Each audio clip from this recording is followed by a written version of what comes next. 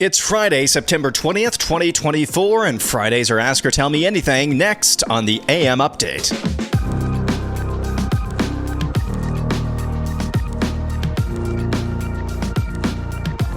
Hope you've had a wonderful week. Just getting set to wrap things up with an Ask or Tell Me Anything edition here on the AM Update. Thank you for all of your wonderful questions and submissions this week. Of course, there were a couple of big news stories yesterday that we would just be remiss if we didn't at least touch on. Mark Robinson, the current lieutenant governor in North Carolina. He is the GOP nominee for governor in North Carolina.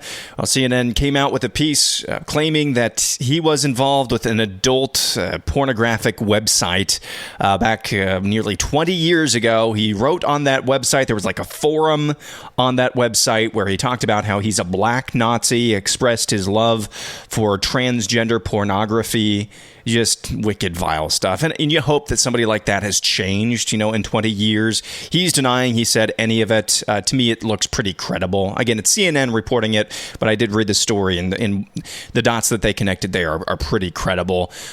He's denying it, though, so that's a big thing that happened yesterday. North Carolina, if he ends up being a drag on the entire Republican ticket in North Carolina, meaning Trump as well, that basically makes Donald Trump's job almost impossible. Now you're talking about needing to get 2 out of 3 of the states, Wisconsin, Michigan, Pennsylvania, in addition to holding Arizona, Nevada, Georgia. That's just a really, really difficult task. So I'm praying that this does not impact that, but just some wicked, heinous things. And again, I'd like to see this as an opportunity for Mark Robinson to say that's not who I was, but he's denying that he ever said these things, wrote some of these just vile things on that website. Also, it broke yesterday. I haven't looked into this as deeply. His email address showed up on Ashley Madison. That's the affair website, Have an Affair, an e-affair website. It just facilitates having affairs, cheating on your spouse. His email address popped up in that. That one's a little bit more difficult to prove. Basically, if you have the email address, I have to think, if you have the email address of basically any political enemy, I have to think you can just kind of put it in there. So I don't know about that one, but just some just nasty business. Also yesterday, also nasty business. Stephen Lawson, a very highly regarded pastor of Trinity Baptist Church in Dallas. He's also associated with the Master's Seminary and Ligonier Ministries. He came to his church. He came to his leadership at Trinity Baptist not that long ago, informed them that he had an inappropriate relationship with a woman from that church. She's now been removed from leadership in that church. He's been removed from associations with the Master's Seminary and Ligonier Ministries. Just depressing. I don't know how to put it any other way. To see somebody so highly regarded amongst small O Orthodox circles and conservative circles. At the very least, he's doing the right thing. He admitted this of his own volition, as far as I'm aware. The church is doing the right thing in removing him from leadership, taking him off the payroll.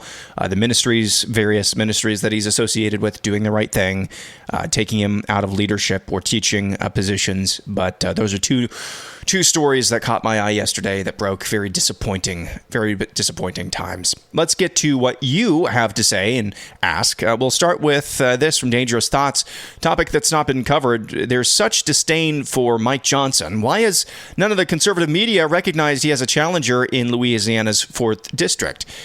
Joshua Morat is America First, GOP, running against Mike in Louisiana. The primary is part of the upcoming election. Well, that's a good... you're telling me that for the first time. I had no idea. And that's part of the problem. The right absolutely sucks at organizing for the primary level. That's the reason why we end up with Mike Johnson's, is that we just cannot be bothered, for whatever reason, to show up in off-year elections, special elections. Maybe there's one in June or July like there was in Iowa that I voted in.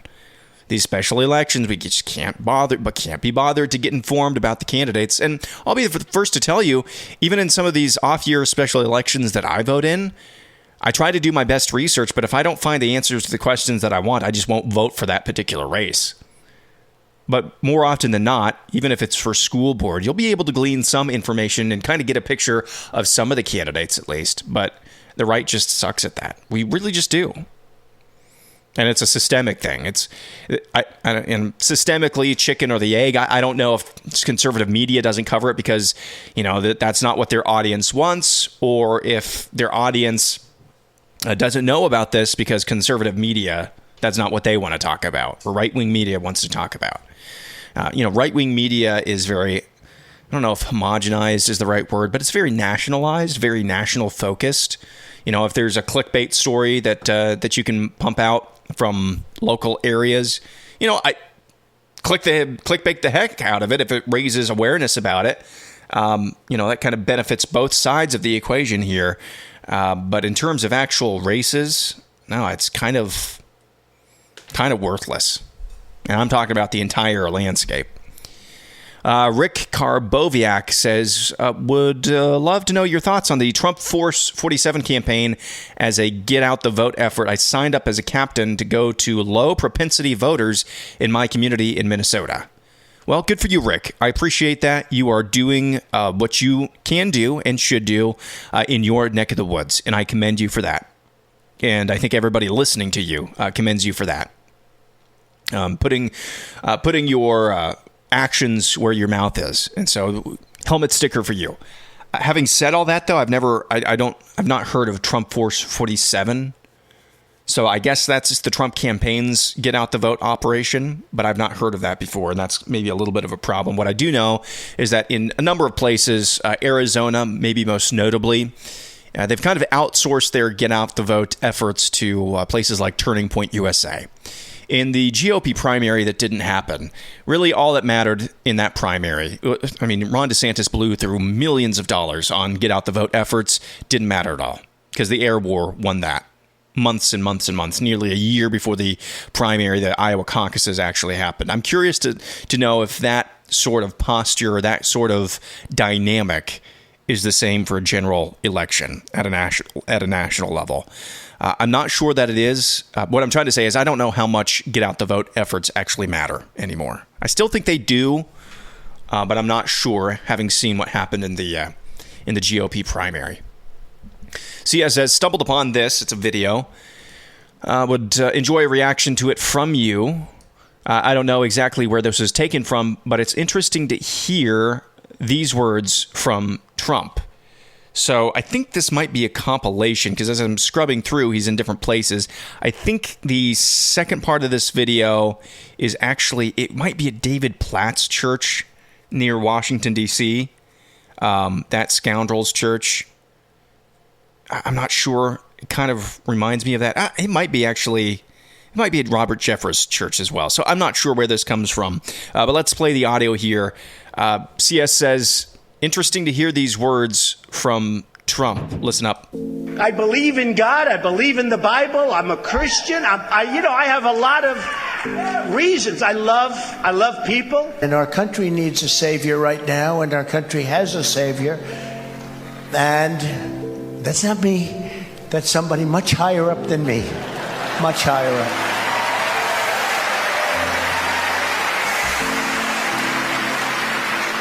We just do what we have to do. But the life and death and resurrection of Jesus Christ forever changed the world. It's impossible to think of the life of our own country without the influence of his example and of his teachings. So that is a compilation of Donald Trump talking about Christianity and Jesus. And, you know, on the one hand, you're not a Christian if you've never asked God for forgiveness before. And Trump claims that he is there. And he has claimed in the past he has never asked God for forgiveness. So one of those things has to be untrue. They both can't be true at the same time. So that's on the one hand. On the other hand, can you imagine John McCain saying that? Can you imagine Mitt Romney saying that? Can you imagine John Cornyn saying anything like that?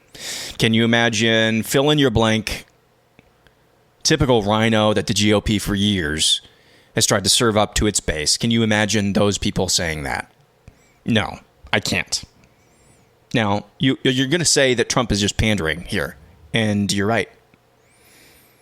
But that's a level of pandering that was not afforded to us under the previous GOP. Whatever the heck this has turned into, which is, it's chaotic. I mean, we just led on talking about Mark Robinson in North Carolina. This is, if you're going to have politicians pander, you want them to pander to the people you want them to pander to, okay? And it would be people like us probably listening to shows like this. So yeah, he's pandering, but that also shows you that tells you what he's really saying there is not really so much about his belief system, his thoughts on Jesus Christ. You know, he says this country needs a savior. That's not me. That's somebody way above me. He's not really saying the words that you heard him say there. He's saying, you still matter to me. You in this room, who these words resonate with, you matter to me. That's what he's really trying to communicate, in my estimation. Does he always follow through on that perfectly? No. Does he always follow through on that well? No. But he doesn't take us for granted. And I think that was shown again all the time. There's going to be a group of you who come after me and remind me of all the times he's taken us for granted. I know that. I'm just trying to say, I think on some level, we still have actual sway with Donald Trump in a way that we have not with previous GOP candidates. To the level that goes to, it's not always what I would like it to be. But I think that's the case. So, moving on, Bob Krall says, did you see the clip of Megyn Kelly talking with Tucker about how we're going to hear from Jeffrey Epstein soon? She wasn't saying he's alive, but that she's heard the clip that's going to be released. Do you think the pedos will be exposed? Well, wouldn't that be an October surprise? I think I've predicted in the past that I think I've mentioned in passing. You know, you just don't know election season what you're going to get. You never know what you're going to get. One morning we wake up, Mark Robinson says he's a black Nazi who enjoys tranny porn, okay? The next day we could wake up, the undead voice of Jeffrey Epstein is talking about how Hillary Clinton and Bill Clinton and Barack Obama and fill in the blank all got massages at his island, you know? You just don't know. So that would be one heck of an October surprise, but I did not hear that clip from Megyn Kelly and Tucker Carlson. Carrie M has this, I read about this story yesterday. Kentucky judge was shot dead by the county sheriff. This was in Letcher County. Yeah, Letcher County, Kentucky, which is right on the border with Virginia, I think. And there's no details about what led up to this altercation, but this judge this county judge was just shot dead in his office by the county sheriff. So, you know, I don't want to speculate, but I'm going to. To me, it sounds like probably there was some misdeeds from the sheriff. The person with the power to actually punish him was probably this judge. That's what it sounds like to me, but I don't know. Alex Pfeiffer says, have you heard the story about Alexis Lorenz? Apparently she was severely vaccine injured. Check out the hashtag. Yeah, I've heard about this. I have either a superpower or a deficiency where if something just all of a sudden populates my feed every other post and it's confirming biases, every bias that I have for or against something, I have a tendency to dismiss that. Sometimes that's good, sometimes that's bad. I'll just say this, what's being alleged to have happened with Alexis Lorenz is absolutely heinous. What my understanding is, she went to the hospital, she had some sort of condition that they were taking care of. They couldn't treat this condition, or they wouldn't treat this condition unless she got a number of vaccines. She took these vaccines, and now she's just a shell of herself. She looks like a zombie. She looks like a zombie now. So, going to keep an eye on this story. I'm not going to say definitively one way or another what I think is going on here. I mean, it's awful. These pictures and videos that they're putting out is absolutely awful. And they're claiming as well, now that she's documenting all of this for social media and gathering an audience because of it, the hospital where she's staying is becoming hostile to her. So just, if what's being alleged is true, just a heinous story. All right, let's go to this. 80 million votes, my $. What's your response to "you're a racist" when pointing out the invasion? Mockery? Yeah, if you can mock them, that's fine.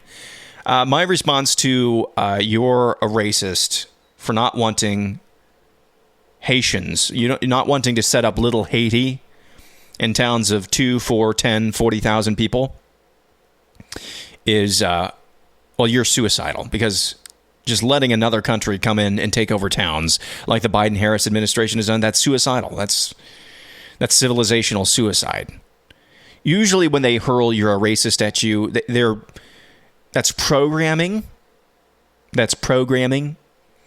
So there's little you can do to undo programming, okay? Because if you try to say, "well, I'm not really a racist, here's why." No, you're just racist. They're just going to get glazed over look on their eyeballs and continue repeating mantras in your face. One thing you can try to do to break through the programming, I always say, is try to ask questions. You're a racist. You're a racist. Exactly how? Exactly how am I a racist? Well, you don't like brown people. When did I say anything about brown people? Okay. Just ask questions. Eventually just ask questions. Don't get defensive, just ask questions. If that's being hurled at you by your family or friends, just ask questions. And eventually their worldview will unravel, they'll short circuit, but hopefully what's actually accomplished is that they kind of bust out of the matrix a little bit, bust out of their programming and say, "You know what? I don't have any good answers to these questions I'm being asked. Maybe I was lied to." It doesn't happen very often, but I think asking questions is the most disarming thing to do. All right. I think that'll do it for another Ask or Tell Me Anything. Really appreciate all the questions and submissions this week. Bella and I are going to be back tomorrow morning for No Suck Saturday. 5 stories that objectively don't suck. Looking forward to that. Looking forward to being back with the rest of you who are not subscribed on Apple Podcasts to the premium edition of AM Update, ad-free. Looking forward to being back with all of you on Monday. Have a wonderful weekend.